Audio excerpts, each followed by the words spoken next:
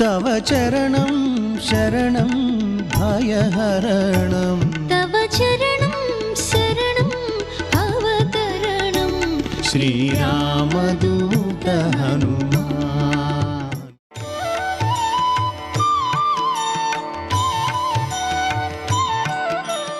ఓం శ్రీ గురుభ్యో నమః. ఓం శ్రీ మాత్రే నమః. ఈటీవీ ప్రేక్షకులకి నమస్కారం. శుభమస్తు కార్యక్రమానికి స్వాగతం. శుభమస్తు కార్యక్రమంలోని గ్రహఫలం అంశంలో ద్వాదశ రాశుల వారి శుభాశుభ ఫలితాలు, ద్వాదశ రాశుల వారు ఎటువంటి పరిహారాలను పాటించాలి, అలాగే ఈ రోజు నుంచి యమునా నది పుష్కరాలు ప్రారంభం. యమునా నది పుష్కరాల ప్రారంభ సందర్భంగా ఎటువంటి నియమాలను పాటించాలి, దీని విశిష్టత ప్రత్యేకత ఏమిటి అనే విషయాన్ని శ్రీరస్తు అనే అంశంలో తెలుసుకుందాం. ముందుగా నేటి పంచాంగం. స్వస్తి శ్రీ చాంద్రమాన శ్రీ పరాభవనామ సంవత్సరం, ఉత్తరాయణం, గ్రీష్మ ఋతువు, అధిక జ్యేష్ఠమాసం. ఈ రోజు తిది అధిక జ్యేష్ఠ బహుళ విధియ, సాయంత్రం 4:52 వరకు. నక్షత్రం మూల, రాత్రి 8:31 వరకు.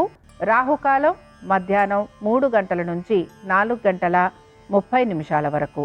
ఈనాటి పంచాంగాన్ని అనుసరించి ఈరోజు మంగళవారం, అలాగే మూలా నక్షత్రం ఉంది కాబట్టి మానసికంగా ప్రశాంతంగా ఉండటానికి ప్రయత్నించాలి. ఎలాంటి సంకటాలు ఉన్నా వాటిని అధిగమించేందుకు మీరు ప్రయత్నిస్తూ ఉండటం మంచిది. కోర్టు వ్యవహారాలు ఏవైతే ఉన్నాయో ఇవి వాయిదా పడటం వల్ల కొంత నిరాశకి మాత్రం గురవుతూ ఉంటారు. సంతానము, వారి యొక్క విద్య, ఉద్యోగము, వ్యాపారము, వీటి గురించి ఎక్కువగా మీరు ఆలోచన చేసే అవకాశాలు కనపడుతూ ఉంటాయి. ఇక ఈనాటి గ్రహస్థితి ఏ విధంగా ఉందో పరిశీలిద్దాం. కుజుడు మేషంలో సంచారము, రవి వృషభంలోను, బుధ, గురు, శుక్ర మిథునంలోను, కేతువు సింహంలోను, రాహువు కుంభంలోను, శని మీనరాశిలోను సంచరిస్తున్నారు. ఈ గ్రహస్థితి ఆధారంగా ద్వాదశ రాశుల వారి ఫలితాలు ఏ విధంగా ఉన్నాయో పరిశీలిద్దాం. ముందుగా మేషరాశి వారి ఫలితాలను పరిశీలిస్తే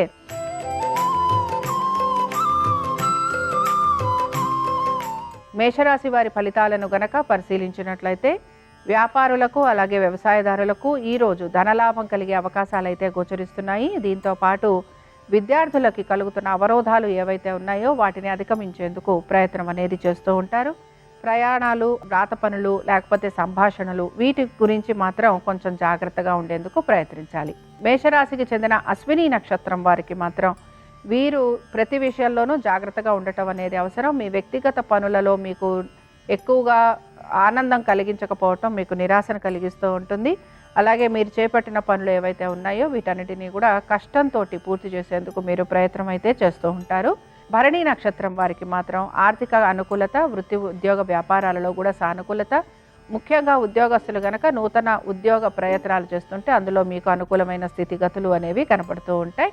మేషరాశికి చెందిన వారు ఈరోజు గణపతి యొక్క అష్టోత్తరం చదవటం, వినటం, స్వామివారి దర్శనం మీకు శుభ ఫలితాలను కలిగిస్తుంది. అనుకూలించే దిక్కు నైరుతి, కలిసొచ్చే రంగు తెలుపు, అదృష్ట సంఖ్య 3.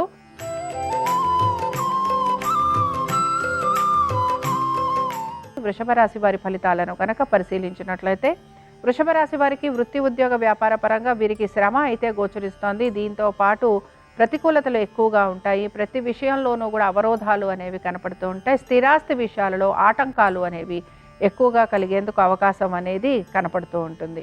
కాబట్టి ప్రతి విషయంలోనూ కొంచెం జాగ్రత్తగా ఉండాలి. అలాగే నూతన వ్యక్తుల పరిచయం వలన లాభం కలుగుతున్నట్టుగా భావిస్తున్నా అందులో కూడా మీకు ఇబ్బందులు కలిగే అవకాశం ఎక్కువగా ఉంటుంది. వృషభ రాశికి చెందిన కృతికా నక్షత్రం వారికి మాత్రం శ్రమ అధికంగా ఉంది. ముఖ్యంగా ఫైనాన్స్ రంగాలలో ఉన్న వారికి, వ్యాపారులకి, కంపెనీ యజమానులకి, వీరందరికీ కూడా ఆర్థికపరమైన విషయాలలో ఒత్తిడి అనేది కలుగుతూ ఉంటుంది. విద్యార్థులకి మాత్రం అవరోధాలు లేదా శ్రమ ఎక్కువగా ఉంటుందని చెప్పుకోవాలి. నమ్మిన వ్యక్తుల వలన పలు విమర్శలకు గురయ్యే అవకాశం గోచరిస్తోంది. ఇక వృషభ రాశికి చెందిన వారు ఈరోజు కుమారస్వామి వారి అష్టోత్తరం చదవటం, వినటం, స్వామివారి దర్శనం మీకు శుభ ఫలితాలను కలిగిస్తుంది. అనుకూలించే దిక్కు ఈశాన్యం, కలిసొచ్చే రంగు ఎరుపు, అదృష్ట సంఖ్య 5.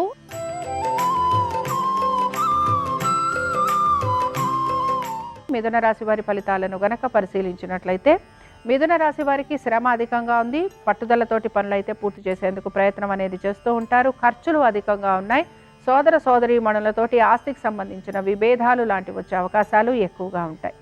ముఖ్యంగా మిథున రాశికి చెందిన మృగశిర నక్షత్రం వారికి మాత్రం ఇవి ఎక్కువగా మీకు గోచరిస్తూ ఉంటాయి. ప్రతి విషయంలోనూ కూడా సమస్య అనేది మీకు కనబడుతూ ఉంటుంది. కుటుంబంలో చికాకులు, అశాంతి ఎక్కువగా ఉండటం, అలాగే సోదర సోదరిమణులతోటి భూ సంబంధమైన విషయాలలో లేదా గృహ సంబంధమైన విషయాలలో విభేదాలు లాంటివి కలగటం, ఇవి మీకు అశాంతిని, చికాకును కలిగిస్తూ ఉంటాయి. ఇక ఆరుద్ర నక్షత్రం వారిని గనక పరిశీలించినట్లయితే భాగస్వామ్య వ్యవహారాలలో మీకు ఇబ్బందులు అనేవి కలుగుతూ ఉంటాయి.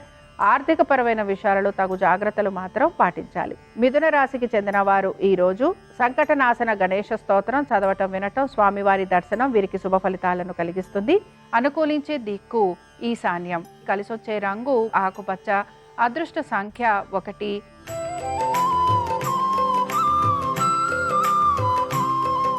కర్కాటక రాశి వారి ఫలితాలను గనక పరిశీలించినట్లయితే కర్కాటక రాశి వారికి కూడా అనేక విషయాలలో మార్పులు అనేవి కనపడుతున్నా మార్పులను అంగీకరించడానికి మీరు ఎక్కువగా సమయం అయితే తీసుకుంటూ ఉంటారు.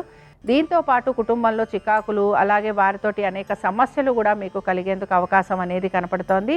ఆర్థికపరమైన విషయాలలో మాత్రం కర్కాటక రాశి వారు తగు జాగ్రత్తలు పాటించాలి. కర్కాటక రాశికి చెందిన పునర్వసు నక్షత్రం వారికి మాత్రం హఠాత్తుగా అనేక విషయాలలో మార్పులు కనపడుతూ ఉంటాయి. సంతానము, వారి యొక్క అభివృద్ధి, దీంతో పాటు మీ యొక్క వైవాహిక జీవితము, అలాగే భాగస్వామ్యంలో మార్పులు చేర్పులు, వ్యాపారం గురించి అభివృద్ధి పనులు మొదలు పెట్టడం, అలాగే మీ దైవ చింతన లేకపోతే ఆధ్యాత్మిక భావన చింతన పెరగటం, ఇవి మీలో ఎక్కువగా గోచరిస్తూ ఉంటాయి. ఇక కర్కాటక రాశికి చెందిన వారు ఈరోజు గణేశుని పంచరత్న స్తోత్రం చదవటం, వినటం, స్వామివారి దర్శనం మీకు శుభ ఫలితాలను కలిగిస్తుంది. అనుకూలించే దిక్కు నైరుతి, కలిసొచ్చే రంగు ఆకుపచ్చ, అదృష్ట సంఖ్య 4.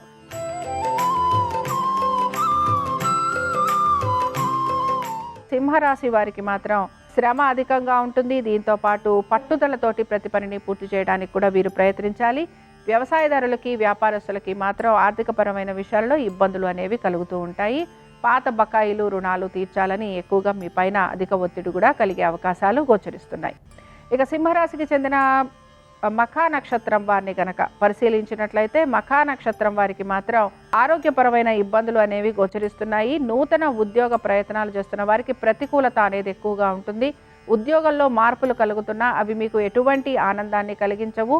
అలాగే ఉన్నతాధికారులకి కూడా అనేక విషయాల్లో సమాధానం చెప్పుకోవాల్సిన పరిస్థితులు మీకు గోచరిస్తూ ఉంటాయి. సింహరాశికి చెందిన వారు ఈరోజు సుబ్రహ్మణ్య స్వామి వారి వజ్రపంజర స్తోత్రం చదవటం, వినటం, స్వామివారి దర్శనం మీకు శుభ ఫలితాలను కలిగిస్తుంది. అనుకూలించే దిక్కు ఆగ్నేయం, కలిసొచ్చే రంగు ఎరుపు, అదృష్ట సంఖ్య 4.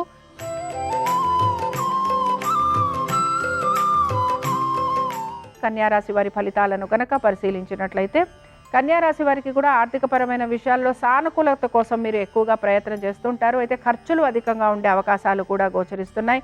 ప్రతి విషయంలోనూ కూడా ఆచితూచి నిర్ణయాలు తీసుకోవాల్సిన పరిస్థితులు మీకు కనపడుతూ ఉంటాయి. అయితే ముఖ్యంగా ఆగిపోయిన పనులు ఏవైతే ఉన్నాయో, అలాగే మీరు కనుక ఎటువంటి శుభకార్య ప్రయత్నాల గురించి ఆలోచన చేస్తున్నా వాటి గురించి ఆలోచన అనేది ముందుకు సాగేందుకు అవకాశం అనేది గోచరిస్తోంది. సంతానానికి సంబంధించి ఎటువంటి నిర్ణయాలు తీసుకున్నా, ఎటువంటి పనులు చేస్తున్నా అవి కూడా మీకు సానుకూలంగా పూర్తయ్యేందుకు అవకాశం ఉంటుంది. నూతన పెట్టుబడులు, నూతన ఆలోచనలు, దీంతో పాటు స్పెక్యులేషన్స్, వీటి గురించి ఎక్కువగా మీరు ఆలోచన అనేది చేస్తూ ఉంటారు.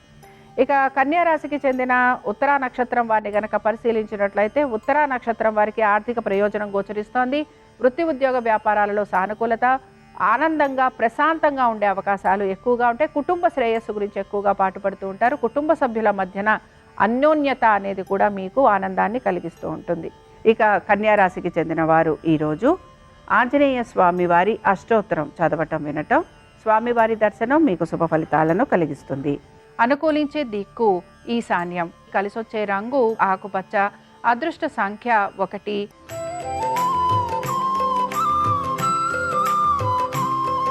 తులారాశి వారి ఫలితాలను గనక పరిశీలించినట్లయితే పనులు అనేవి నెమ్మదిగా పూర్తవుతుంటాయి. ఆర్థికంగా కూడా కొంచెం వీరు ఇబ్బందికి అయితే గురవుతూ ఉంటారు.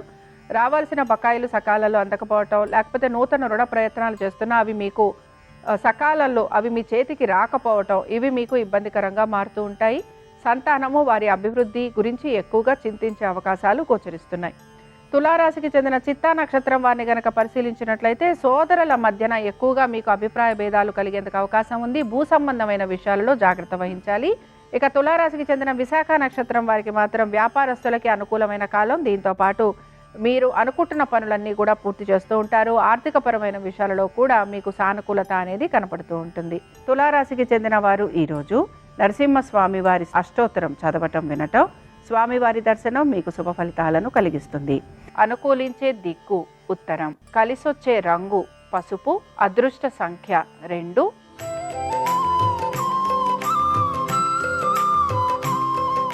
వృశ్చిక రాశి వారి ఫలితాలను గనక పరిశీలించినట్లయితే వృశ్చిక రాశి వారికి కూడా ఆర్థికపరమైన విషయాల్లో అనుకూలత సానుకూలత గోచరిస్తోంది.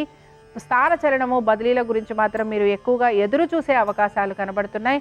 మనసులో మీకు అనేక ఆలోచనలు కలుగుతూ ఉంటాయి. ఆలోచనలకి తగిన విధంగా నడుచుకోవడానికి కూడా మీరు ప్రయత్నం అనేది చేస్తూ ఉంటారు. పరిస్థితులకు అనుగుణంగా ప్రవర్తించడానికి ప్రయత్నించడం వలన మీ కుటుంబ సభ్యులతోటి కలుగుతున్న ఇబ్బందులు ఏవైతే ఉంటాయో అవి మీకు తొలగిపోయేందుకు అవకాశం ఉంటుంది. ఇక వృశ్చిక రాశికి చెందిన విశాఖ నక్షత్రం వారిని గనక పరిశీలించినట్లయితే విశాఖ నక్షత్రం వారు సంతానము, ఆర్థిక ప్రయోజనాలు, దీంతో పాటు వృత్తి ఉద్యోగ వ్యాపారాలలో సానుకూలత ఇవి వీరికి గోచరిస్తూ ఉంటాయి. వృశ్చిక రాశికి చెందిన వారు ఈరోజు కుమారస్వామి వారి వజ్రపంజర స్తోత్రం చదవటం వినటం, స్వామివారి దర్శనం మీకు శుభ ఫలితాలను కలిగిస్తుంది. అనుకూలించే దిక్కు దక్షిణం, కలిసొచ్చే రంగు పసుపు, అదృష్ట సంఖ్య 2.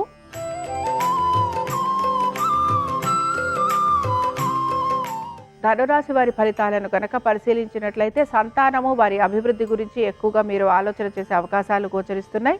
కుటుంబ సమస్యలు ఎన్నున్నా కూడా వాటన్నిటినీ కూడా మీరు అధిగమిస్తూ ఉంటారు. వృత్తి ఉద్యోగ వ్యాపార పరంగా సానుకూలత కోసం ఎక్కువగా మీరు ప్రయత్నం అనేది చేస్తూ ఉంటారు. ఇక ధనురాశికి చెందిన మూలా నక్షత్రం వారిని గనక పరిశీలించినట్లయితే మనసు ప్రశాంతంగా ఉండకపోవటం, సంతానము వారి అభివృద్ధి గురించి ఎక్కువగా ఆలోచన చేస్తూ ఉండటం, వారి పేరు మీద పెట్టుబడులు లాంటివి పెట్టడం, స్పెక్యులేషన్స్ చేయటం ఇలాంటివి ఎక్కువగా మీకు కనపడుతూ ఉంటాయి. దీని వలన మీకు నష్టం కూడా కలిగేందుకు అవకాశం ఉంటుంది. పూర్వాషాఢ నక్షత్రం వారిని గనక పరిశీలించినట్లయితే విద్యార్థులు విద్య పట్ల ఏకాగ్రతను కనబరచాలి. విద్యలో ఆటంకాలు లాంటివి ఉండే అవకాశాలు ఎక్కువగా ఉంటాయి. ప్రయాణాలు లాంటివి చేయాల్సిన పరిస్థితులు కూడా మీకు గోచరిస్తూ ఉంటాయి. ఇక ధనురాశికి చెందిన వారు ఈరోజు గణేశుని ద్వాదశ నామావళి చదవటం వినటం, స్వామివారి దర్శనం మీకు శుభ ఫలితాలను కలిగిస్తుంది. అనుకూలించే దిక్కు నైరుతి, కలిసొచ్చే రంగు తెలుపు, అదృష్ట సంఖ్య 5.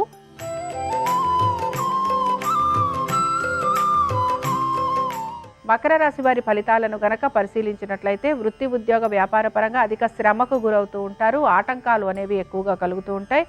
అనుకున్న విధంగా పనులు పూర్తి చేయడానికి మీరు నలుగురి సహాయం తీసుకోవాల్సిన పరిస్థితులు కూడా మీకు గోచరిస్తూ ఉంటాయి. కోర్టు విషయాల్లో వాయిదా ఉండటం లేదా జాప్యం కలగటం, శత్రువుల వలన ఎక్కువగా ఇబ్బందికి గురి కావటం, రావాల్సిన బకాయిలు రాకపోవటం, ఈఎంఐ లాంటివి కట్టాలని మీ పైన అధిక ఒత్తిడి కలగటం ఇవి మీకు నిరాశను నిస్పృహను కలిగిస్తూ ఉంటాయి.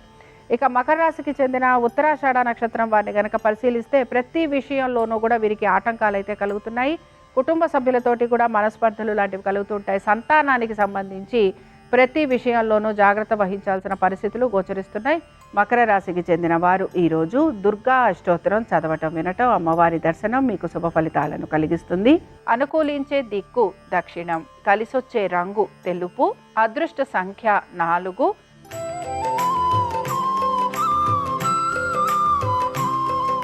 కుంభరాశి వారి ఫలితాలను కనుక పరిశీలించినట్లయితే కుంభరాశి వారికి మాత్రం ఆర్థికపరమైన విషయాలలో జాగ్రత్త అవసరము. కుటుంబ సమస్యలు అనేకం వీరిని ఇబ్బందికి గురి చేస్తూ ఉంటాయి. వాహనాలు నడుపుతున్నప్పుడు జాగ్రత్త వహించాలి. తల్లిదండ్రుల ఆరోగ్యం గురించి తగు జాగ్రత్తలు పాటించాలి.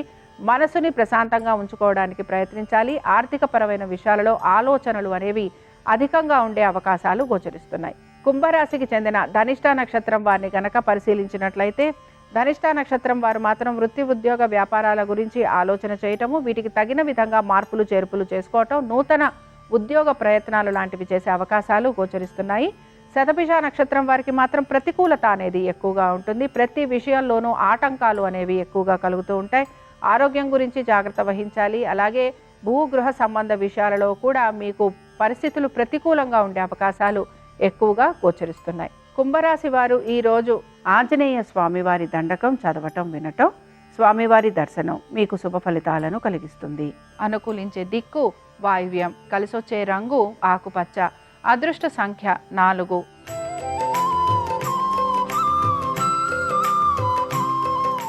మీనరాశి వారి ఫలితాలను గనక పరిశీలించినట్లయితే మీనరాశి వారికి కూడా ఆర్థిక ప్రయోజనాల గురించి మాత్రం వీరు ఎక్కువగా ఆలోచన అయితే చేస్తూ ఉంటారు.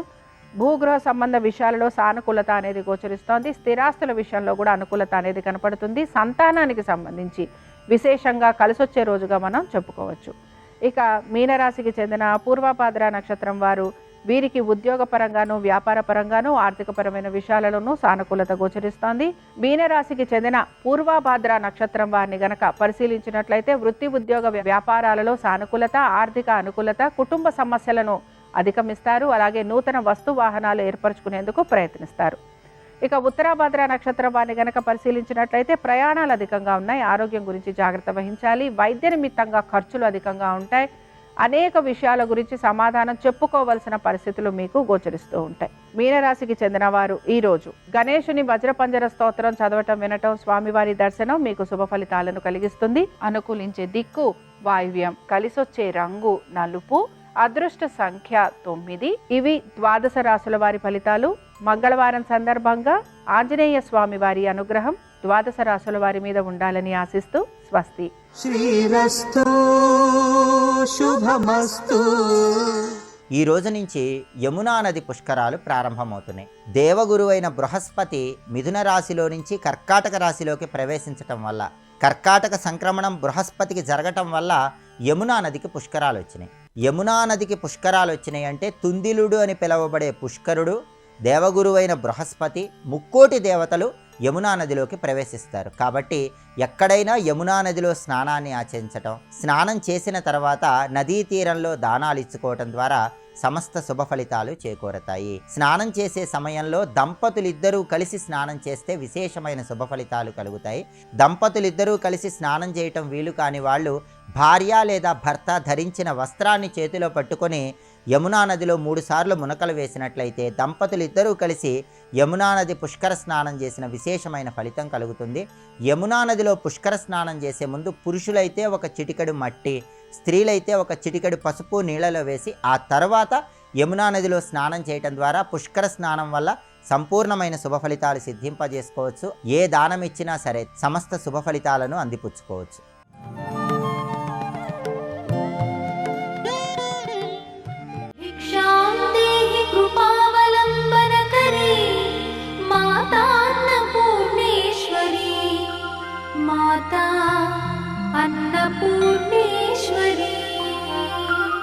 సౌందర్యలహరిలో శరజ్యోత్స్న శుద్ధాం శశియుత జటాజూట మకుటాం వరత్రాసత్రాన స్ఫటిక గుటికా పుస్తకరాం సకృర్ణత్వా నత్వా కథమివ సతాం సన్నిదదతే మధుక్షీరద్రాక్షా మధురి మధురీణా ఫణితయః.